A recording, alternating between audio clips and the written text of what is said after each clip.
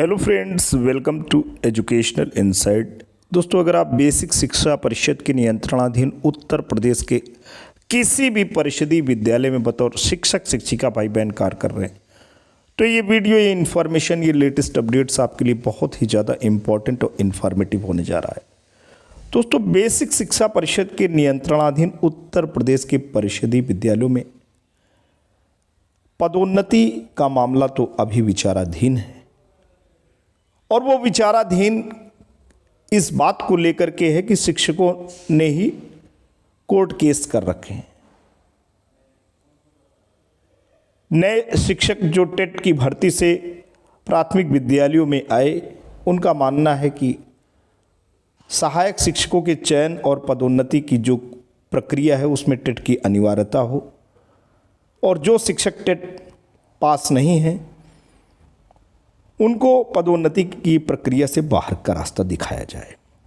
वहीं जो पुराने शिक्षक हैं जो कि बच्चों के पठन पाठन शिक्षा दीक्षा से जुड़े हैं, लेकिन ये जो टेट और सीटेट का मामला है उससे दूर हैं, उन्होंने अपने आप को समय की धारा में अपडेट नहीं कर रखा है, उनके लिए चिंता की बात है, उनके लिए परेशानी की बात है।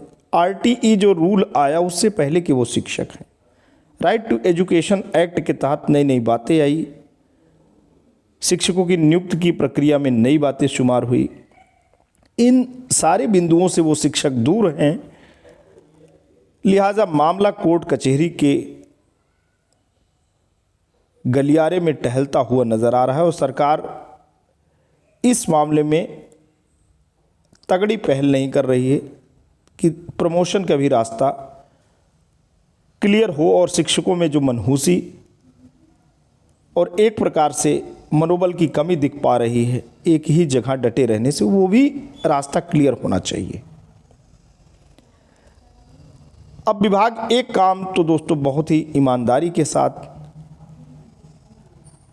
समयनिष्ठ तौर तरीके से करना चाह रहा है, लेकिन वो भी कोर्ट कचहरी के गलियारे से अवरोध उसमें आ रहे हैं। लेकिन तो भी विभाग की जो इच्छा शक्ति है वो दृढ़ दिखती है और वो है छात्र नामांकन के आधार पर शिक्षकों का समायोजन। अभी का जो पूरा मैटर है वो यही है कि जो कनिष्ठ शिक्षक हैं उन्हें समायोजित करने के लिए सरकार रणनीति पर विचार कर रही। मामला कोर्ट में है और ऑर्डर रिजर्व है। पता नहीं चल पा रहा है कि शिक्षक कनिष्ठ समायोजित होंगे या वरिष्ठ समायोजित होंगे, लेकिन समायोजन की जो रफ्तार है मंथर गति से ही सही विभाग में चल रही है। अब एक नया मामला तूल पकड़ता चला जा रहा है और वो नया मामला ये है कि शिक्षकों के तरह ही जो विद्यालय में बच्चों का नामांकन कम है उन्हीं को ही एडजस्टमेंट करने हैं। एडजस्टमेंट की क्या बात, उन विद्यालयों की अस्मिता पर ही प्रश्न उठ रहे हैं। क्या ये विद्यालय अपने पहचान को काबिज रखेंगे या समय की धारा में ये अपनी पहचान को खो देंगे?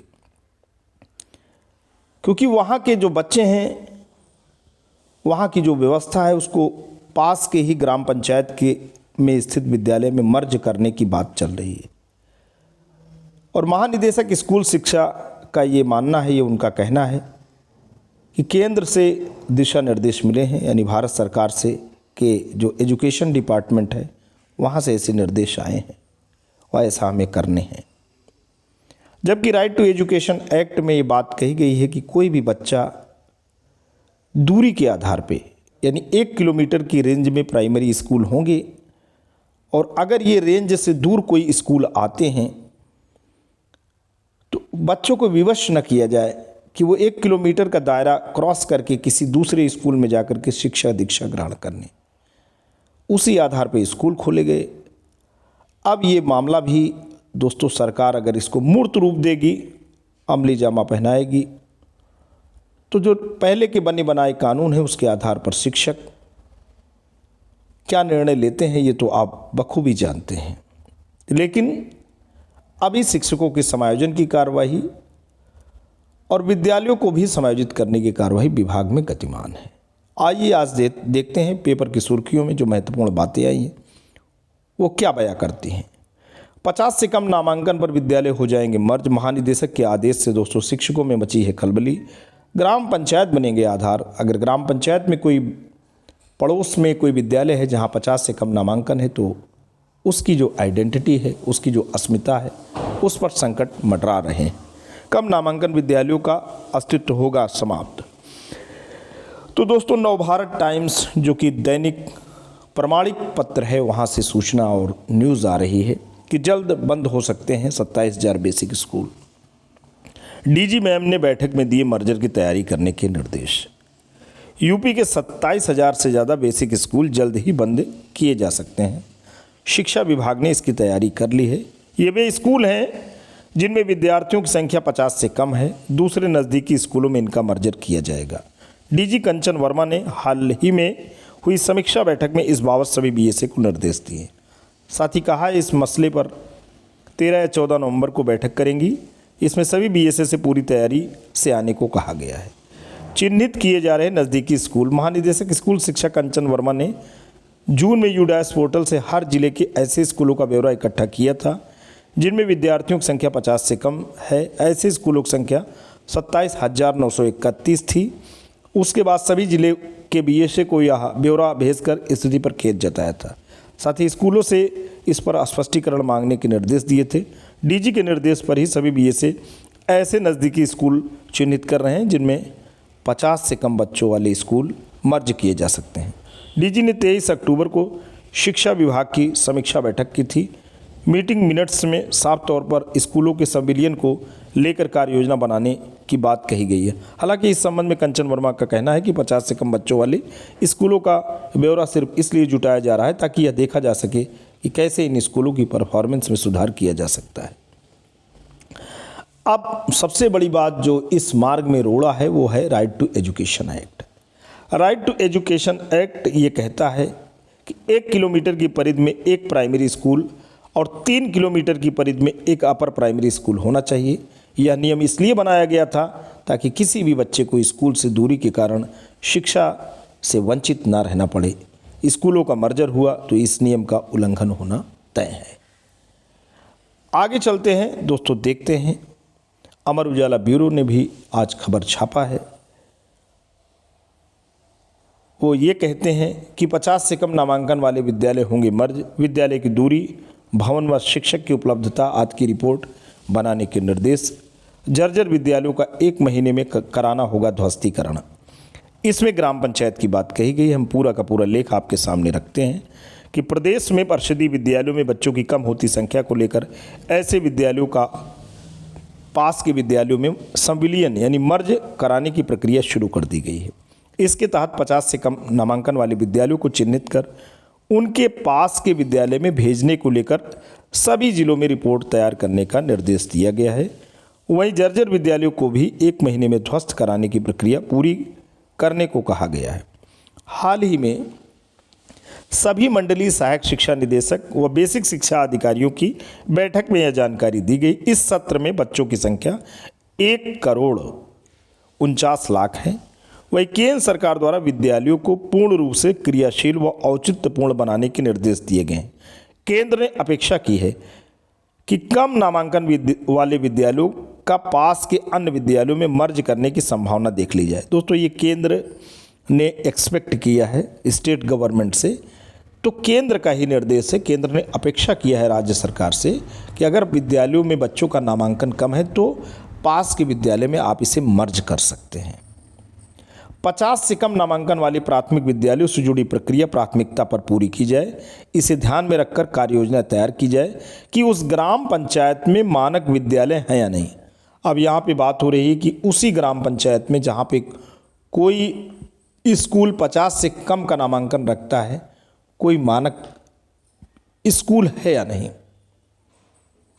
अन्य अगर कोई मानक स्कूल होगा, मानक का यहाँ पे जो अभी पैमाना है वो 50 से कम ही नामांकन है, तो 50 से अतिरिक्त या ज़्यादा का नामांकन होगा तो उसी ग्राम पंचायत में उस विद्यालय को ये देखते हुए कि नदी नाला, राष्ट्रीय राजमार्ग या रेलवे फटकी या रेलवे लाइन ऐसी अगर बातें नहीं आ रही हैं तो उन बच्चों को ऐसे स्कूलों में मर्ज कर दिया जाएगा, विद्यालय मर्ज हो जाएगा। अब यहाँ पे बात हो रही किस विद्यालय को पास के अन्य विद्यालय में मर्ज किया जा सकता है, बच्चों को कितनी दूरी तय करनी होगी, भवन व शिक्षकों, परिवहन की उपलब्धता, नहर, नाला, सड़क या हाईवे आदि को देखते हुए हर विद्यालय के लिए रिपोर्ट तैयार की जाए।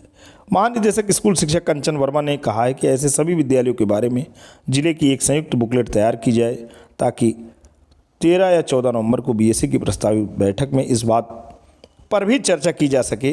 उन्होंने यह भी निर्देश दिया है कि अभियान चलाकर जर्जर विद्यालयों के भवनों का ध्वस्तीकरण 1 महीने में किया जाए। यदि विद्यालय का भवन जर्जर है लेकिन पढ़ाई के लिए पर्याप्त संख्या में क्लास हैं तो फिर भवन पुनर्निर्माण के लिए प्रस्ताव नहीं भेजा जाएगा। तो दोस्तों पूरा का पूरा गवर्नमेंट का जो फंड का मामला है, फंड्स के मैनेजमेंट का ये मामला चल रहा है। चूँकि स्कूलों में के निर्माण में, उसके पुनर्निर्माण में काफ़ी खर्चे होते हैं, तो सरकार अपने बजट को संतुलित रखना चाहती है। अब यहाँ पे फिर जोड़ पकड़ लिया है दोस्तों, शिक्षक अटेंडेंस छोड़कर अनरजिस्टर होंगे डिजिटल। अभी शिक्षक संघ के जो हमारे सम्मानित आदरणीय नेतागण हैं, जो प्रतिनिधि मंडल हैं, उन्होंने डीजी मैम से बात किया था और डिजिटलाइजेशन की प्रक्रिया को एक्स पर भी शिक्षकों ने विरोध किया था। उस विरोध के चलते डिजिटलाइजेशन की प्रक्रिया अग्रिम आदेश तक, और ऐसा आदेश जब तक कि कमेटी न बन जाए, कमेटी की रिपोर्ट न आ जाए, उस पर रोक दी गई। लेकिन अब शिक्षकों के डिजिटलाइजेशन यानी उनके अटेंडेंस को छोड़ करके अन्य पे फोकस किया जा रहा है। अन्य पे फोकस का मतलब जो शिक्षार्थी हैं, जो विद्यार्थी हैं, प्रत्येक दिवस इनका जो है ऑनलाइन अटेंडेंस लेना, इस पे बात हो रही है, इसको अनिवार्य करने की बात हो रही है। परिषदीय विद्यालयों में एक बार फिर से शिक्षकों की डिजिटल अटेंडेंस छोड़कर अन्य व्यवस्थाओं से जुड़ी जानकारी डिजिटल रजिस्टर पर अपडेट की जाएंगी। बीएससी की बैठक में इस बाबत निर्देश दिए गए हैं। छात्र उपस्थिति व मिड डे मील का डाटा डिजिटल पंजिका से उपलब्ध कराने का निर्देश दिया गया।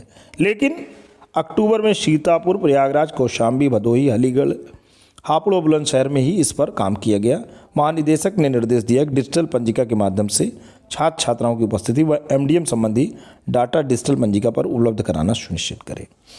तो दोस्तों ये रही पूरी की पूरी न्यूज़, पूरी की पूरी इन्फॉर्मेशन। विभाग में जो चीज़ें चल रही हैं वो आपके सामने दिख रही हैं। शिक्षकों का जो प्रमोशन है, उनका जो मनोबल है, उसको वर्धन करने के अभी कोई उपाय दिख नहीं पड़ पा रहे हैं। समायोजन की जो कार्रवाई है वो छात्र नामांकन के आधार पे है। जो अतिरिक्त शिक्षक विभाग ने सेलेक्ट किए हैं उन्हें किसी अन्य स्कूलों में भेजने की योजना है, लेकिन अब विद्यालय को भी एडजस्ट करने की योजना चल रही है। तो कुल मिलाकर के फाइनेंस को देखते हुए, बजट को देखते हुए शिक्षकों और स्कूल को मैनेज करने की जो कवायद है विभाग में गतिमान है। आज के लिए इतना ही। वीडियो इन्फॉर्मेशन, लेटेस्ट अपडेट आशा करता हूँ आपको अच्छे लगे लाइक, शेयर और सब्सक्राइब करें। जल्द आपके समक्ष ऐसे ही वीडियो लेके पुनः हाजिर होंगे। तब तक के लिए जय हिंद, वंदे मातरम।